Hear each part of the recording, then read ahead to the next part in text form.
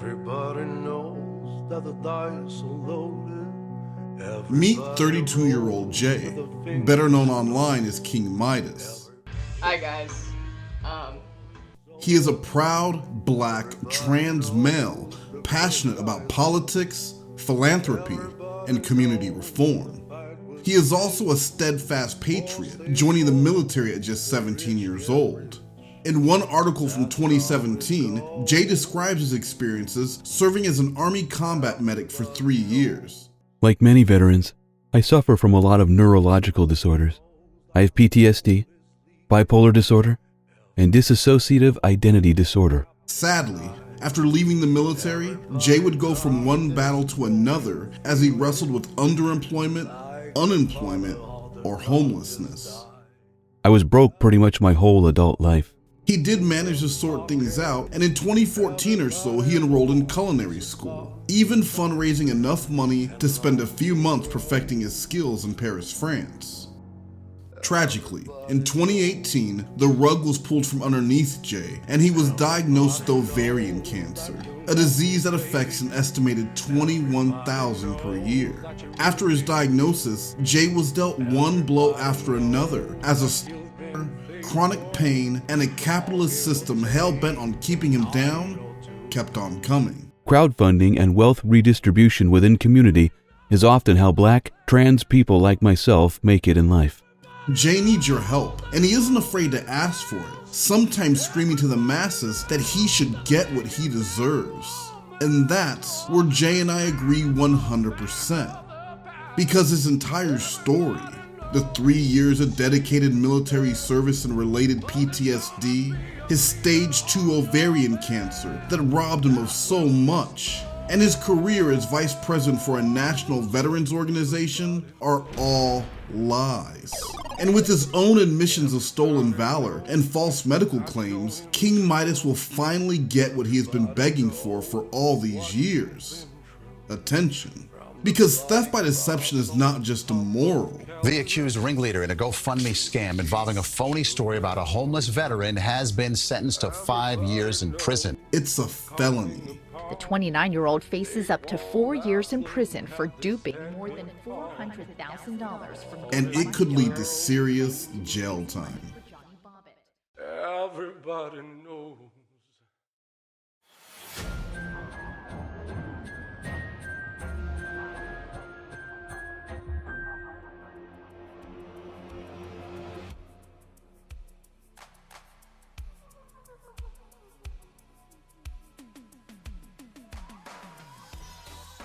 In that 2017 article, Jae discusses his impressive work as vice president for the Weed for Warriors project, a nonprofit agency aimed at cannabis education and compassion for veterans. He reflected on his role with the WWFP in a 2020 Twitter post. In that series of tweets, he recounted a time he was previously accused of stolen valor and false medical claims attached to a 2018 GoFundMe. In his recollection, this led to him being shunned and losing accountability within the cannabis industry. It was a tragic story, and it was also 100% false.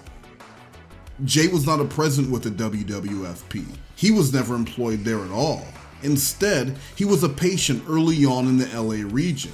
I spoke with the CEO. He remembered Jae, but assured me the organization from day one has consisted of 3 people, all of them co-founders of the Weed for Warriors project. Jae's overall message with his post? Trust black people. Or at the very least, trust this black person. Because why would Jae lie?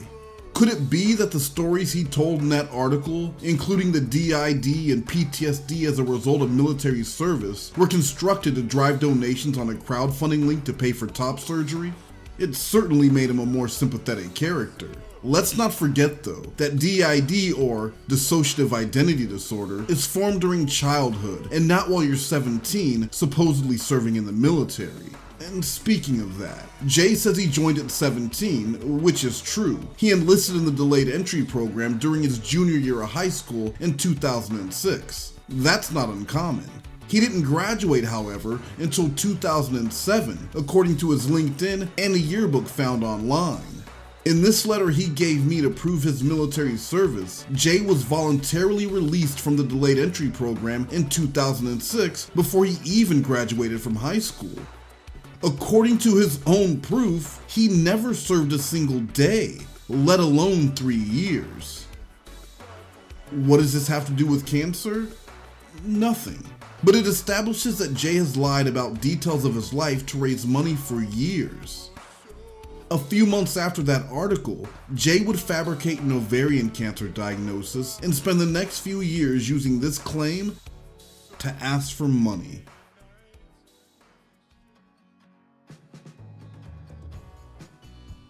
This brings us to September 2021, when I was contacted by someone on Twitter with a stack of receipts about a group of Twitter users who were often asking for money. They span several communities, but share some commonalities like DID, PTSD, autism, a host of traumas, and contradictory medical claims they tend to overshare. Just to be clear, these people do not represent the DID or autism community, but they do represent a growing number of fakes and false claimers who are using the disorders for clout, content, cash, or all three. It takes a special kind of person to turn the news about a young mother's untimely death into a sneak preview for a future GoFundMe. King Midas is that special person.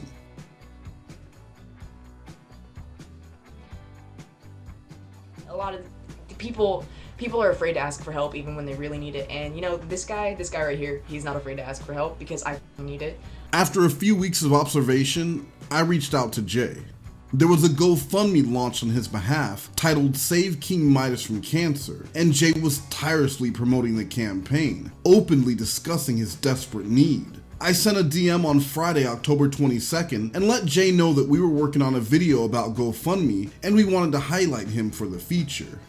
Jae jumped at the chance to take part, and I threw an immediate curveball, asking for any previous GoFundMes he had started himself or was a beneficiary of. I knew he had done several campaigns with various stories, and one was asking for $50,000 just a few months earlier. He was also fundraising separately on his Facebook page, giving detailed information about oncologist visits and medication cost.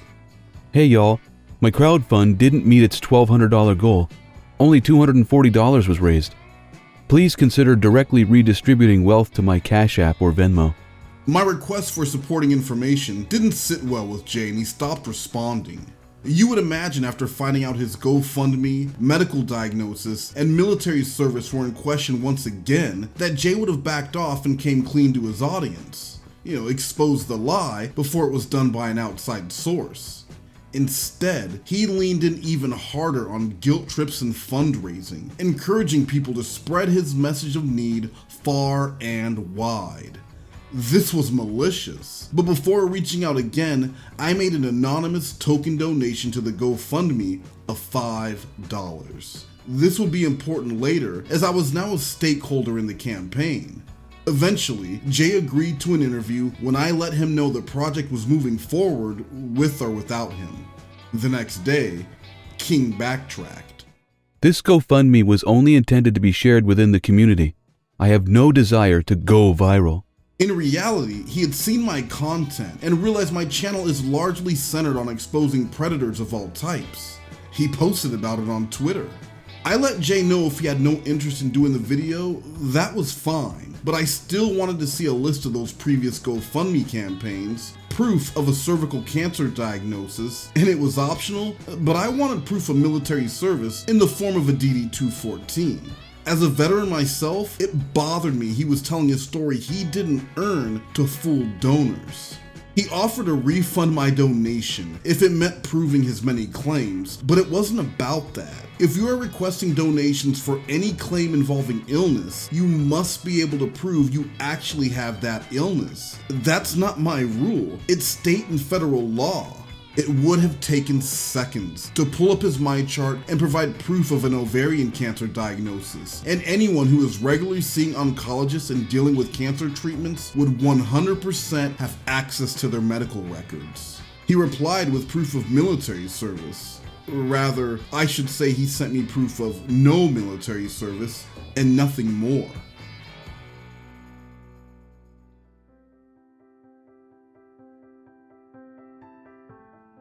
The next morning, a meek and defeated Jae responded finally.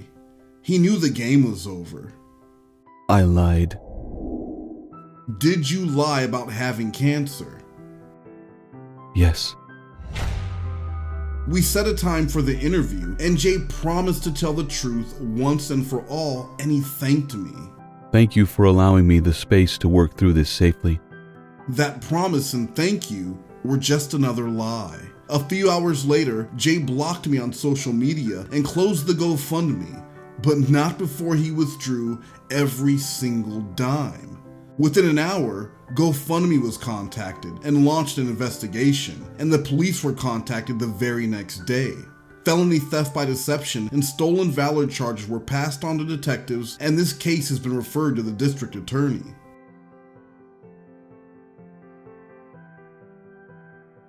I posted about King Midas on Twitter that night, letting people know that if they donated, they had been defrauded, and I provided proof. The response was outrage, but not at Jae. Within minutes of posting, I was doxxed by one of his followers, upset I was exposing him. Some of them are in the same boat, often with their hand out and a sad story asking for funds to make rent or to overcome some traumatic experience. Others were friends, followers, fans, and believers. Some blamed me for taking advantage of a vulnerable person, and one guy even called me a self-appointed bounty hunter because he clearly doesn't know what a bounty hunter is. King lied. I lied. And then took the money and ran after being outed, yet some still view him as a tragic victim instead of the calculated scammer he is. This is why people look the other way, because sometimes doing the right thing can have costly repercussions. Not long ago, a Twitter user with over 100,000 followers called out an associate of King Midas, Azrael Kaos, another friend of Jae who seems to make the majority of their money by asking for it on Twitter. Azrael also claims to have DID, and their postings are one traumatic event after another. When Savage Saya made a post warning the community that Azrael Kaos was constantly asking for money and couldn't even muster a simple thank you when they did get a donation, it caused an uproar. Saya's legitimate criticism of online begging culture was turned into her having a savior complex, being a transphobic racist, and only donating because she wanted thanks in return. Those were just enough buzzwords to get people's attention, and Saya was attacked. Jae was also compelled to add his 2 cents, reminding people that he is often too sick from his treatments to thank every donor. And just a reminder, he is lying. I lied. I lied. I lied. He will take your charity, he will beg for your money, but don't expect a thank you for supporting his treats from fancy bakeries or day trips to San Francisco.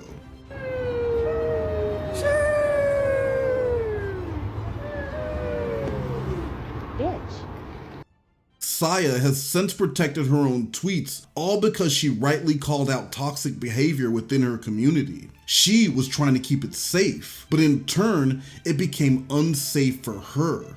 Jae locked his own Twitter down after he was exposed and spent the next few days deleting tweets. But you can't delete years of lies, deceit, and contradictory stories about oncologist visits that didn't happen and diagnoses that don't exist.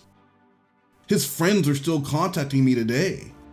People like Indigo Fatale, another close associate of King Midas, who is often short on funds but long on donation requests.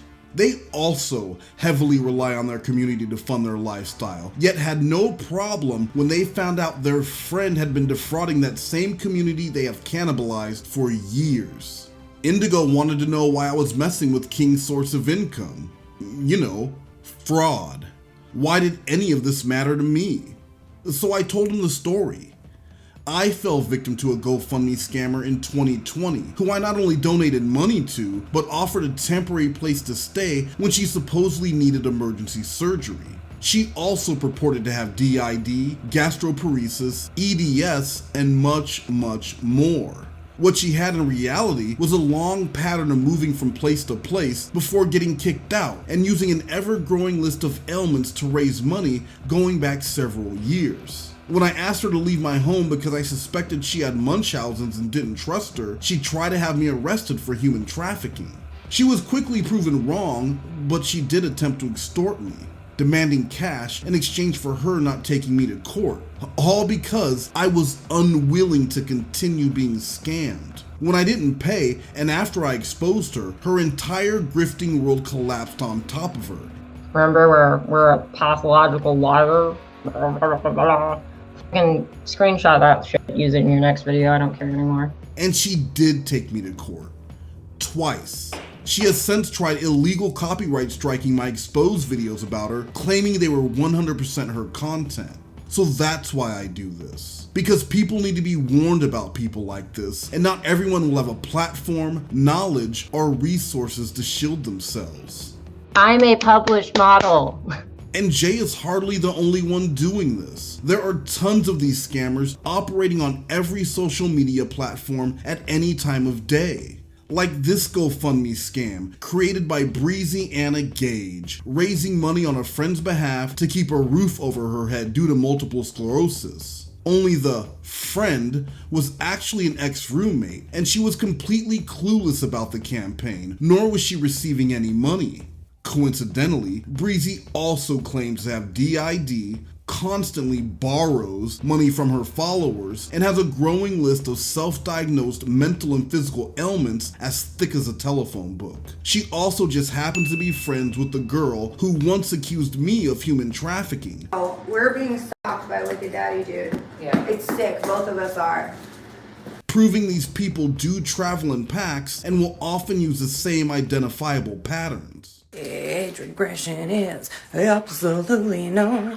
Age regression is nothing to be ashamed of. Age regression is exact. With the flurry of exotic medical claims, coupled with the entitlement, belittling, delusions of grandeur, and exploitation without remorse, maybe they are all confusing DID with plain old narcissism.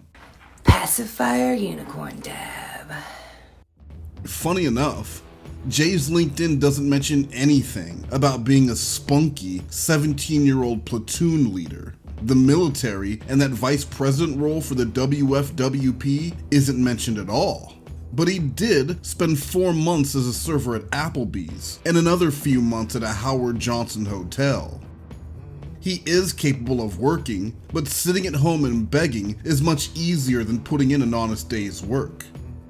He's even lied about getting shot while serving his country, and his combat caused PTSD, making him almost hit the deck whenever he hears fireworks, is a slap in the face to war-weary veterans. They don't get to make it up on Twitter for likes, retweets, and donations. They have to live with those horrors each and every day. These tweets are still up. Those boasts are still up. These lies are still up. All gave some, and some gave all. But Jae got a voluntary separation before serving a day, and literally gave nothing.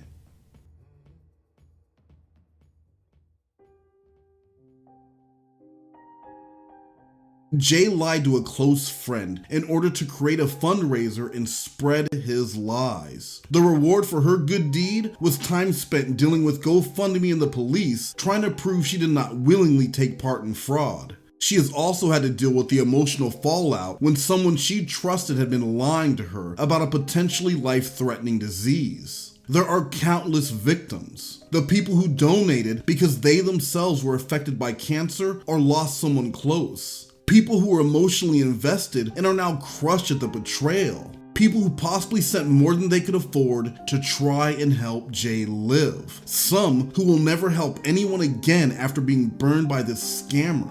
What about them?